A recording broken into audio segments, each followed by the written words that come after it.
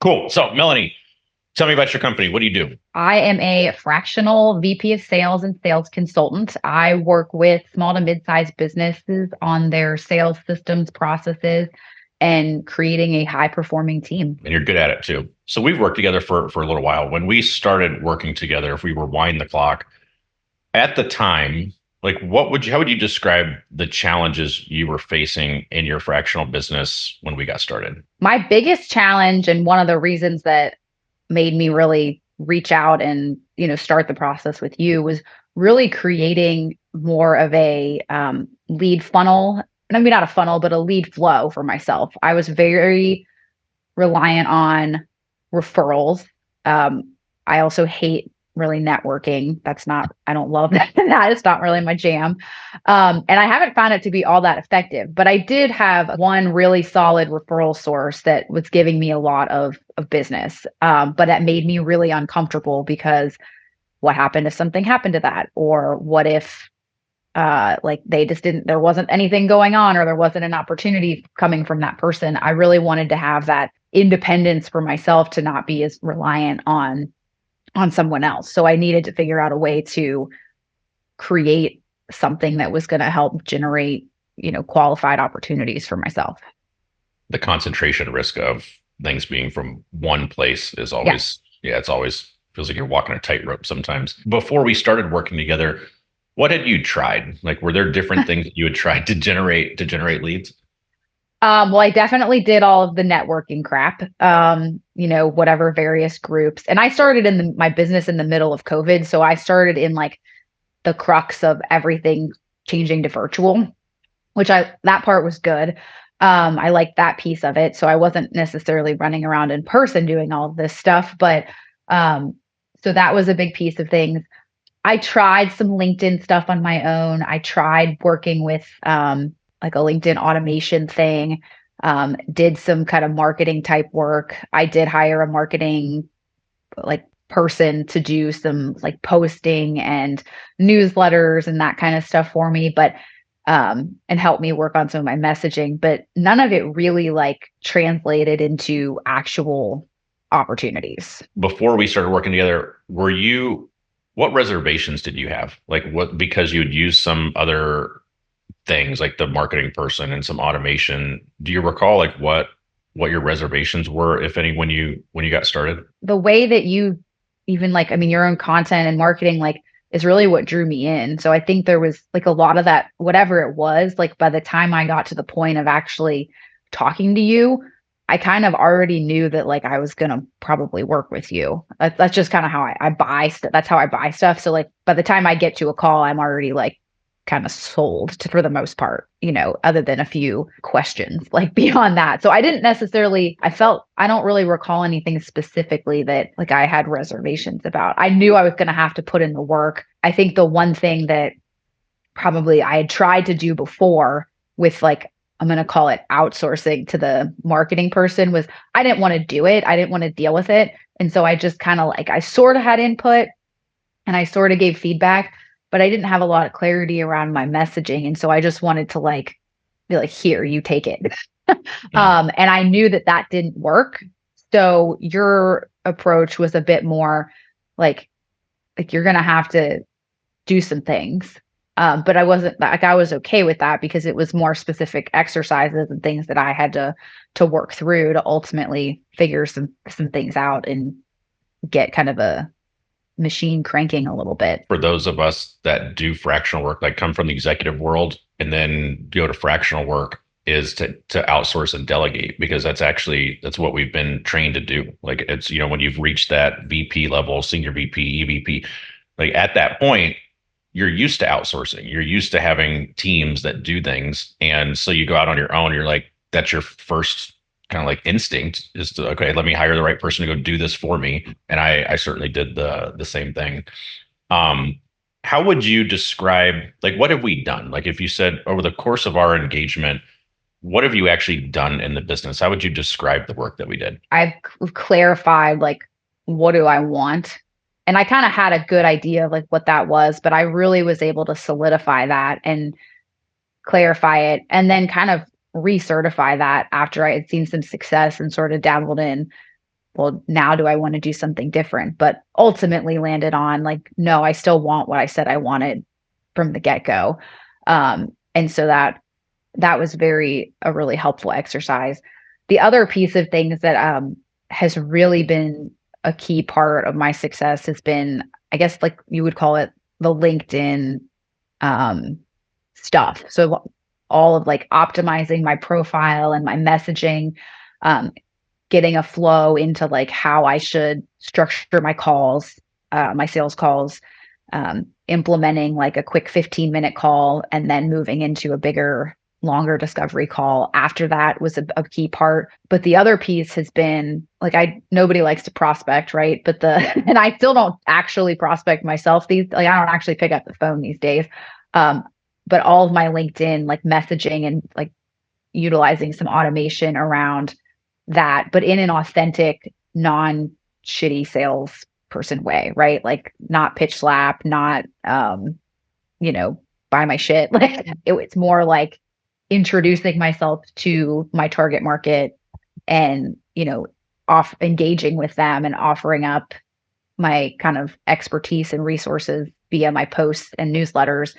And that has honestly been the thing that, along with like optimizing my profile and having all of that kind of flowing, has created a lot of success. Like I would say 50% of my revenue this year would be from the LinkedIn, like the things that we put in place related to LinkedIn.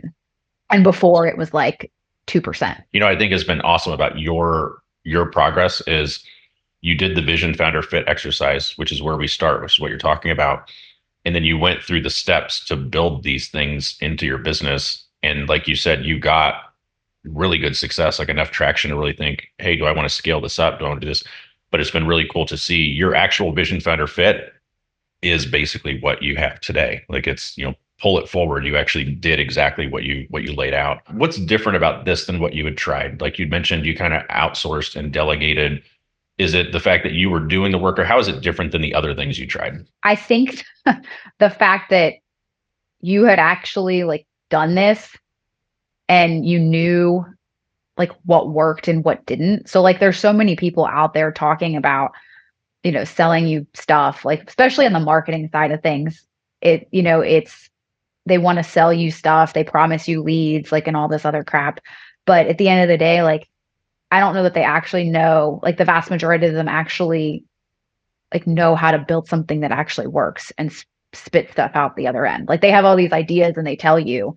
Um, but for me, like when I tried stuff, I actually got traction, or like I saw things work as I changed stuff. Not everything everything I tried completely worked, but I get with like, oh, like, okay, that makes sense.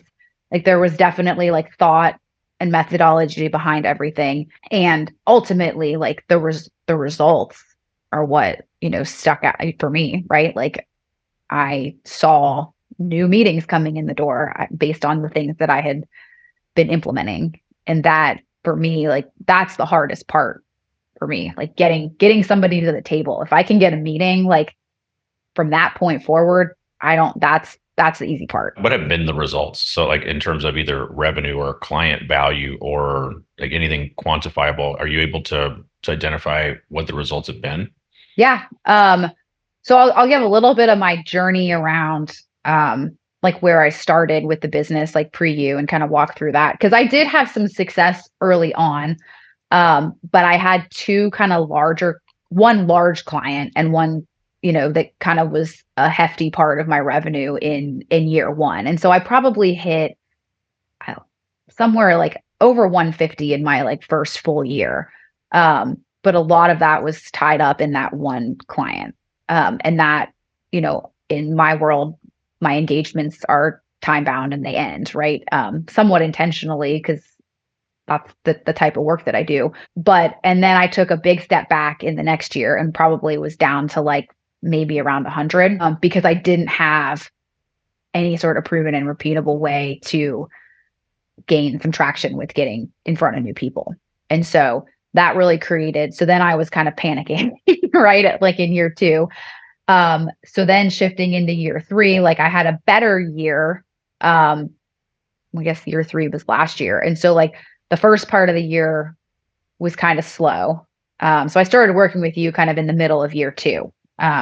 And then as I went into year three, I'd started implementing some of the things um, with you and your program. And then I ended it right around 200. And then this year I'm on track. I should be at 300 It's awesome. in terms of revenue.